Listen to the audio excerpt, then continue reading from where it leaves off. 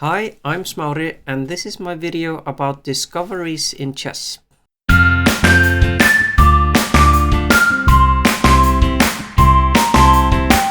So what is a discovery? This is a discovery, but it won't be covered in this video at all. Discoveries, also known as discovered attacks, are among the most common chess tactics. Discoveries happen when we move a piece out of the way and then a line piece, which is a queen, rook or a bishop, behind it attacks something. If a discovered attack is also a check, then it's a discovered check. For short, we can talk about disco attacks and disco checks. So here we have a fairly simple example of a discovery. The knight on c4 will now take the pawn on e5 like this, and that's obviously a check, and the pawn on d6 can obviously take this knight, but the discovery is the fact that the white queen is attacking the black queen. So no matter what black does, takes the knight probably, then the black queen falls like this, and so it was a discovered attack on the black queen.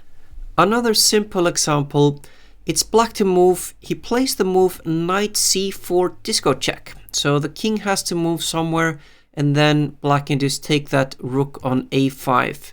Pretty easy stuff. Also in this position he could have played knight b3. It would have done the same thing. The king has to move and then he takes the rook. So when you're looking to do discoveries in your games, see which pieces of your opponents are unprotected. It'll be quite helpful. So here you're white, black has some unprotected pieces, this rook on d8, the knight on g6, the queen on c3, and which one of these can we win with a discovery? And the answer is the queen on c3 will fall because we have bishop a7, disco check. So the bishop checks, but the queen on g3, the white queen, is attacking the unprotected black queen, and that's why white wins a lot of material here. Black has to deal with a check, of course, and then the queen is simply up for grabs. Okay, let's end with a little puzzle. It is white to move and win with a discovery. Just pause the video if you need. The solution is knight g5 disco check. So it's a disco check because the rook on e2 is attacking the rook on e6.